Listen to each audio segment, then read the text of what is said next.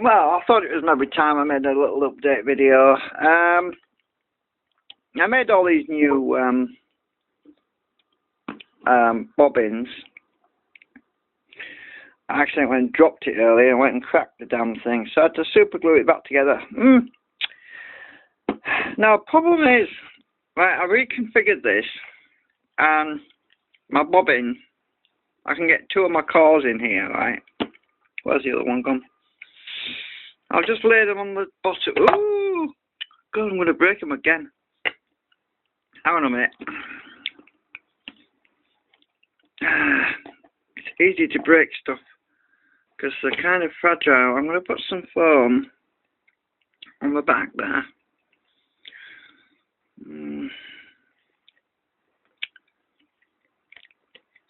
I want and things won't roll away.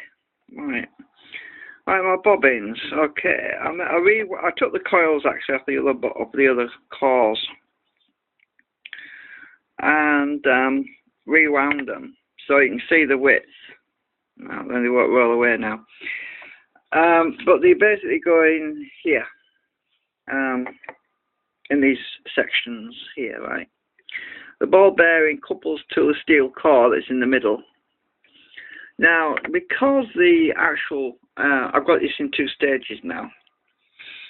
The rotor actually passes by this ball bearing. Oh, let's get some light on it. Passes by. I've made these new cores now with the 6 ball bearings in there. And when this is triggered, now if I show you on my little magnetic scale thing, hang on, right here, you'll notice that there's no sort of pole on there. But on the second stage, I've got a slight bias.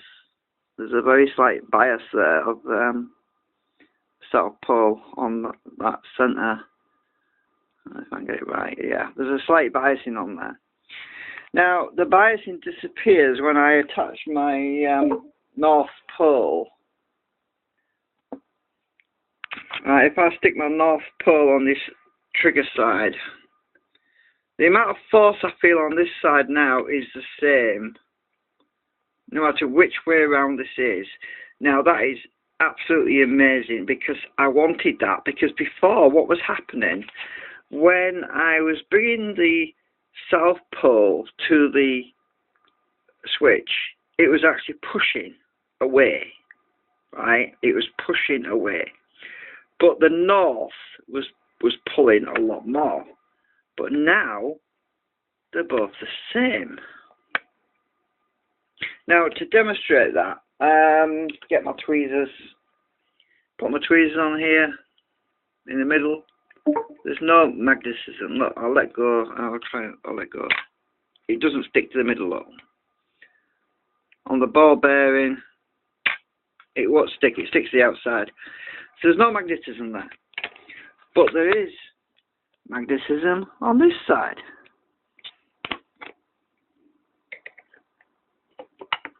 There you go. It stuck to the ball bearing, which proves that I have succeeded in triggering this side without any impact on this side. And that is the key, because that means that the rotors can pass here, turning the switch on and off.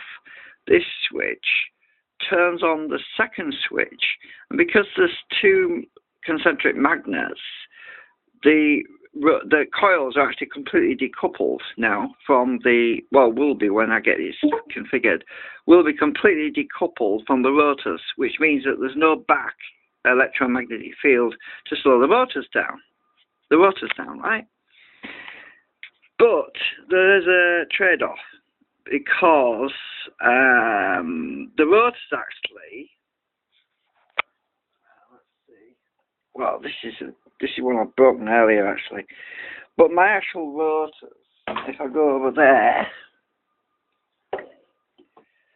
as you can see, there's 1, 2, 3, 4. There's actually 4 magnets polarized. Now, I was originally getting energy from them, but now they're just acting as switches. They're just basically turning switches on and off.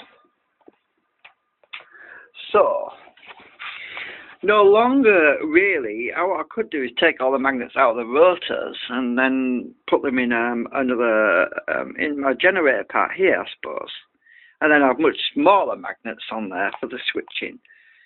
But to be honest, to be fair, the greater the amount of force I have on here, the more effective the switching is anyway. So ideally, what I need is to have a much more powerful field on this side that will do the power generation. Because at the moment, I've only got 3 south, 3 north.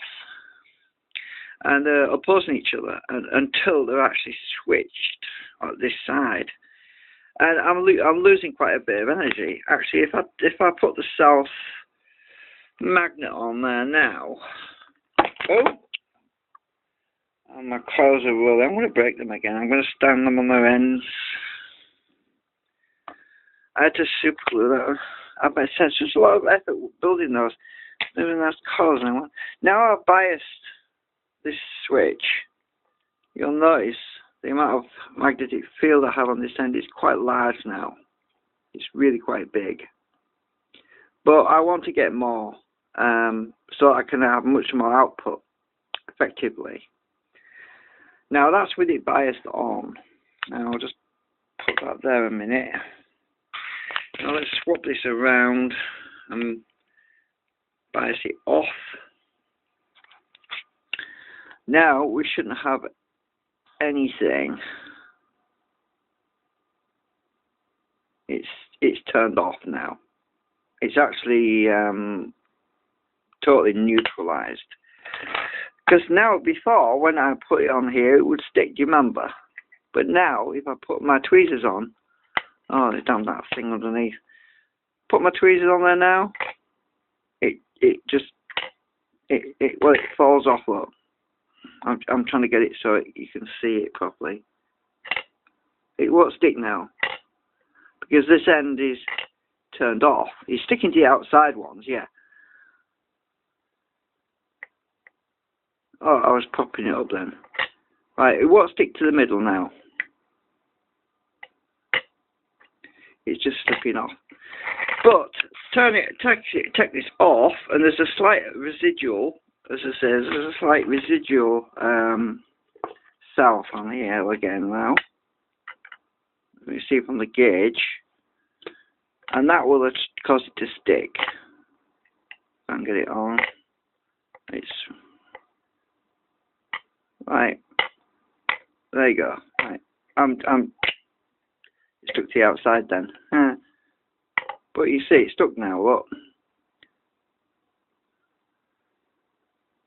I'm just basically on one finger. It should fall off, but it's not. Now I'll fully bias it with South Pole. I know it'll be extremely strong, like we had before. Very strong. In fact, it's so strong now that it should be able to hold the tweezers on their ends. If I get this right.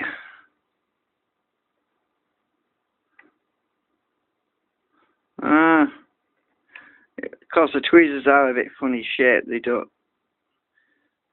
Well,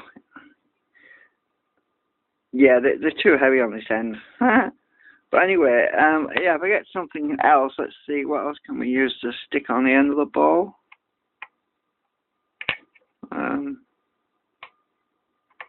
Oh, there we go. It's hanging. Look, that's hanging off. Look.